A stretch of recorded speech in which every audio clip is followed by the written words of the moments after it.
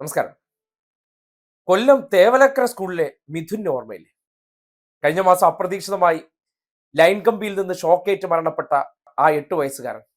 ആ മിഥുനെ ആ സംഭവത്തിന്റെ പേരിൽ ആഘോഷിച്ച മാധ്യമങ്ങളുണ്ട്. അതിന്റെ പേരിൽ സമര നാടകങ്ങൾ നടത്തിയതുണ്ട്. ദാരുണമായ സംഭവം, നടക്കാൻ പാടില്ലാത്തതാണ്. കുടുംബത്തിന്റെ വലിയ പ്രതീക്ഷയായിരുന്നു. അതിനെ പുലർത്താൻ വേണ്ടി വിദേശത്തേക്ക് പോയൊരമ്മ ഹൃദയം തകർന്നു വരുന്ന കാഴ്ച നമ്മൾ കണ്ടു. പക്ഷെ ഒരു സ്കൂളിൽ നിന്നുണ്ടായ അനാസ്ഥയുടെ ഭാഗമായിട്ടുണ്ടായ ആ സംഭവത്തെ സർക്കാരിനെതിരെ വലിയ വാർത്താ ആഘോഷമാക്കി കച്ചവടമാക്കിയിട്ട് പോയവർ മിഥുനെ മറന്നു, അടുത്ത വിഷയത്തിലേക്ക് പോയി. പക്ഷേ സർക്കാർ മറന്നില്ല.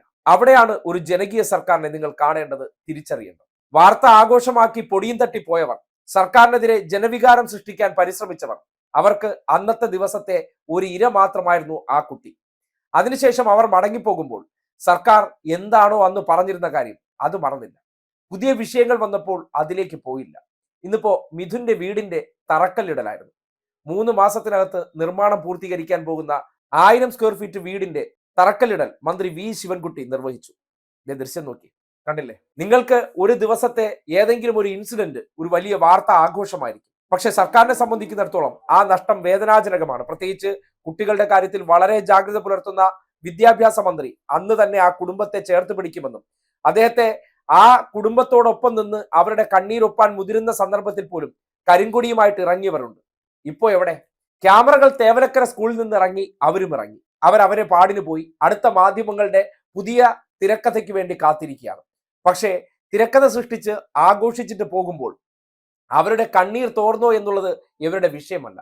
പക്ഷേ ആ കുടുംബത്തോടൊപ്പമെല്ലാം സർക്കാർ ഉണ്ടാകുമെന്ന് പറയുന്നതിന്റെ തെളിവാണ് ഇന്നിപ്പോൾ നിങ്ങൾ കാണുന്ന ആ വീടിന്റെ തറക്കല്ലിടൽ. ഇത് മാത്രമാണോ? പറഞ്ഞ സകല വാക്കും ഇതിനോടകം പാലിച്ചു. അതൊന്നും പകരമാകില്ലെന്നറിയാം. പക്ഷെ നഷ്ടപ്പെട്ടു പോയ സാധാരണക്കാരിൽ സാധാരണക്കാരായിട്ടുള്ള ആ കുടുംബത്തെ ചേർത്ത് നിർത്തിയൊന്നാണ്. ചേർത്ത് നിർത്തിയെന്നെ.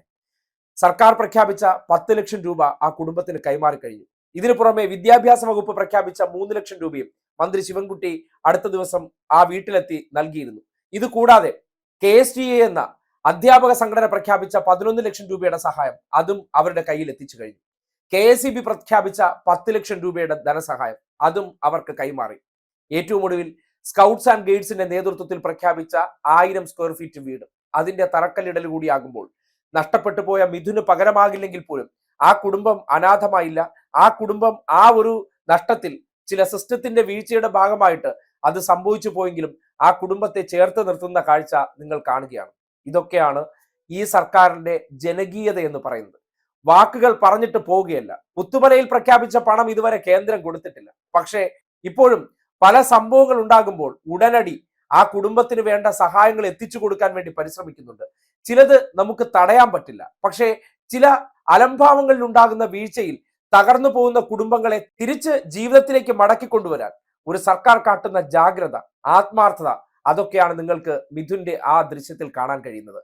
മിഥുൻ എന്ന ആ ജീവൻ ഒരു ദിവസം സർക്കാരിനെതിരെ ആയുധമാക്കി സർക്കാരിന്റെ പ്രവർത്തനങ്ങളെ മുഴുവനും വിദ്യാഭ്യാസ വകുപ്പ് മോശമാണെന്ന് ചിത്രീകരിക്കാൻ പരിശ്രമിച്ചവർ ഇപ്പോൾ അതിനെക്കുറിച്ച് മിണ്ടില്ല.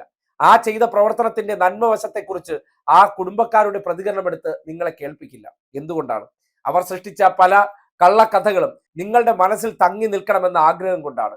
അതുകൊണ്ടാണ് ആ കുടുംബത്തോടൊപ്പവും അവരുടെ നോവിനൊപ്പവും അവരുടെ നഷ്ടപ്പെടലിനൊപ്പവും ആ സർക്കാർ ഉണ്ട് എന്ന തോന്നൽ പുറത്തേക്ക് വന്നാൽ പോയില്ലേ?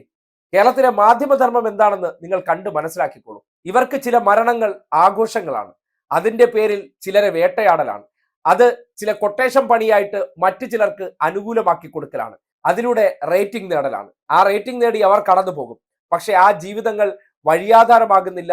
സംഭവിച്ചു പോയ ആ ഒരു പിഴവിന് എന്ത് പ്രായശ്ചിത്തം ചെയ്തു എന്നതിന്റെ തെളിവാണ് നിങ്ങൾ ഈ കണ്ടിരിക്കുന്നത്.